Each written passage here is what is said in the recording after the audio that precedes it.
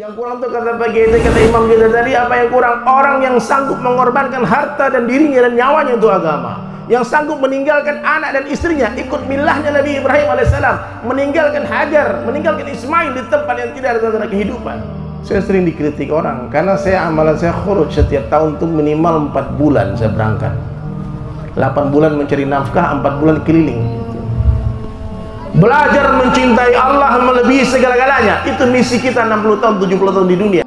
Mencintai Allah melebihi anak, melebihi istri. Kan jelas tuh yang habis Quran At-Taubah 24. Qul in kana aba'ukum wa abna'ukum wa ikhwanukum wa azwajukum wa ashiratukum ila akhir ayat.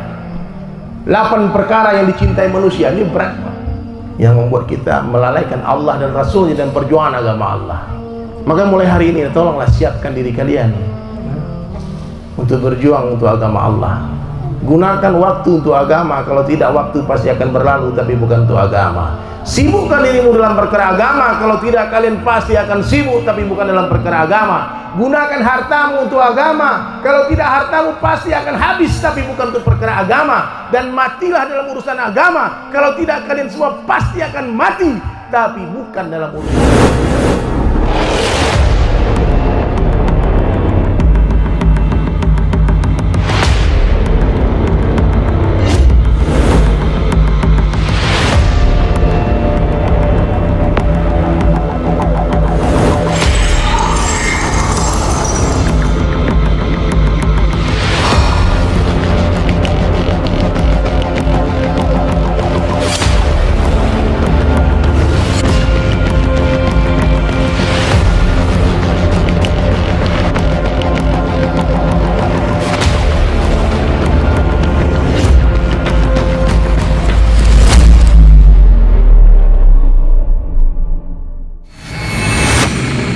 Dan saya cuma pahami satu hal. Waktu itu saya pahami, di hari kita bicara kebesaran Allah, hari itu iman kita meningkat. Dan di hari kita bicara kebesaran selain Allah, hari itu iman kita turun. Kenapa hari ini iman kita turun naik? Karena kita tidak istiqamah dalam bicara kebesaran Allah. Jadi saya waktu itu diberi amalan, Pak Kiai, dia diberi amalan sama Ustaz itu, kamu buat majlis 25 times every day, brother. You must visit umat, kamu jumpai orang 25 majlis setiap hari, 25 orang 25 kali setiap hari kamu bicara kebesaran Allah. Satu paku yang dipukul 25 kali, tek tek tek tek tek tek tek tek tek tek, tidaklah sama dengan paku yang dipukul 1 kali. Kalau kita bicara di majelis pertama, kan saya tanya waktu itu, apa perlu 25 orang saya kumpulin lalu saya ceramain? Bukan 25 orang, 25 times, brother. 25 kali. Majelis pertama dengar 1 kali, majelis kedua dengar 1 kali, majelis ketiga dengar 1 kali, majelis keempat dengar 1 kali, majelis ke-25 dengar 1 kali. Telingamu harus mendengar 25 kali pembicaraan tentang kebesaran Allah. Satu paku yang dipukul 1 kali tidaklah sama dengan paku yang dipukul 25 kali. La ilaha illallah. Jadi dakwah ini bukan untuk orang. Orang lain sarana dakwah, diri kita sasaran dakwah. Sepertinya dakwah untuk orang. Sama lampu ini nih, lampu ini sepertinya menerangi diri kita, padahal tidak. Kalau lampu ini menerangi kita, kemana kita berjalan diikuti lampu, betul nggak? Coba kalian semua sembunyi di semak-semak sana, diikuti nggak? Kata lampu gelap-gelap aja, ente sendirian. Ternyata lampu-lampu ini berniat menerangi diri mereka sendiri. Karena mereka punya cahaya, orang yang berada di sekitarnya mendapat manfaat dari cahayanya. Tugas kita apa? Menyalakan lampu semua orang biar dia bercahaya. Itulah dai. Dai itu punya nur, punya siraj. Kalau orang abid, maaf ya, nurnya beda dengan nur dai. Rasulullah SAW ketika hidup, cahaya beliau menerangi seluruh dunia. Dan beliau faham betul umur beliau tak akan lama. Ternyata benar, 63 tahun Nabi SAW pergi meninggalkan kita semua. Dan selama itu hampir 23 tahun proses kenabian, 13 tahun di Makkah, 10 tahun di Madinah, Nabi menyalakan lentera semua orang yang dia jumpai. Datang kepada istri beliau Khadijah Al-Kubra radhiyallahu anha, nyalakan lenteranya Khadijah. Datang kepada Abu Bakar, nyalakan lenteranya Abu Bakar. Nyalakan kepada Sayyidina Ali, nyalakan lenteranya Ali. Datang kepada Zaid bin Harithah, nyalakan lenteranya Zaid bin Harithah. Semua orang yang Nabi jumpai, sehingga sebelum wafat di Hajatul Wada terkumpul 124.000 lentera yang menyala dengan kualitas cahaya yang berbeda-beda. Itulah yang bergerak ke seluruh dunia, menerangi dunia. Jadi dai ini bukan menerangi orang. Ini perlu kita pahami. Apa yang harus kita dakwahkan kepada umat? Dakwah itu sendiri.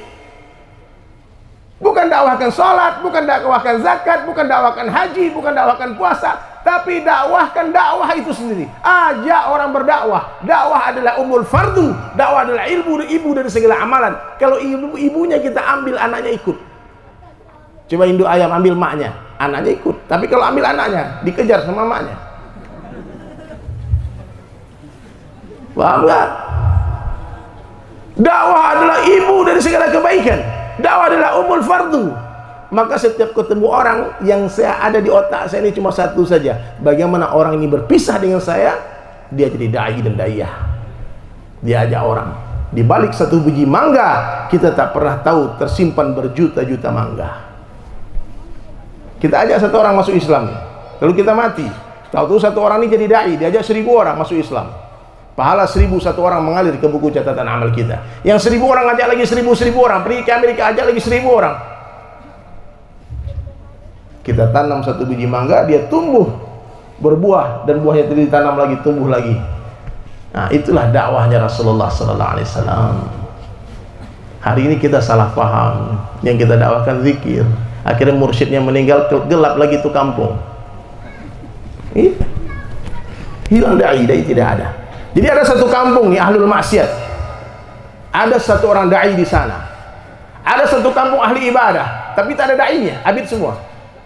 Wallahi Allah lebih cinta kampung yang ada dainya daripada kampung ahli ibadah ini. Karena kalau ahli ibadah ini mati, hilanglah berganti. Orang-orang jahil semua. Tapi nanti di rahim-rahimnya orang-orang jahil tadi, gak sebab ada dai, akan lahir hafiz-hafiz Al-Quran, akan lahir orang-orang saleh, akan muncul pesantren di sana, akan muncul ulama-ulama di sana. Maka penting kita mengkaderisasi dai, itu yang penting. Karena hari ini bukan kurang hafiz Quran banyak, kafir. Masjid 1 juta di Indonesia, pesantren banyak, ahli ilmu banyak. Yang kurang itu dai. Yang kurang itu kata Pak Kiai, kata imam kita tadi, apa yang kurang? Orang yang sanggup mengorbankan harta dan dirinya dan nyawanya untuk agama. Yang sanggup meninggalkan anak dan istrinya, ikut milahnya Nabi Ibrahim alaihissalam, meninggalkan Hajar, meninggalkan Ismail di tempat yang tidak ada tanda kehidupan. Saya sering dikritik orang karena amalan saya khuruj setiap tahun itu minimal 4 bulan saya berangkat. 8 bulan mencari nafkah, 4 bulan keliling. Kadang ke kampung-kampung, naik gunung turun gunung, kadang ke luar negeri kalau ada duit, kadang ke pulau-pulau terpencil, meninggalkan anak istri. Sampai detik ini masih dikritik sama keluarga saya. Udahlah, jangan ditinggalkan anak istrimu. Zalim itu. Jadi kalau kita cerita Nabi Ibrahim, nangis semua mereka. Nabi Ibrahim meninggalkan anak istri bukan 4 bulan, Pak, 13 tahun. Nah, itulah milahnya Nabi Ibrahim itu. Belajar mencintai Allah melebihi segala-galanya. Itu misi kita 60 tahun, 70 tahun di dunia. Mencintai Allah melebihi anak, melebihi istri. Kan jelas tuh yang habis Quran atau At-Taubah 24. Qul in kana aba'ukum wa abna'ukum wa ikhwanukum wa azwajukum wa ashiratukum ila akhir ayat. 8 perkara yang dicintai manusia. Ini berat, Pak. Yang membuat kita melalaikan Allah dan Rasulnya dan perjuangan agama Allah. Maka mulai hari ini tolonglah siapkan diri kalian untuk berjuang untuk agama Allah.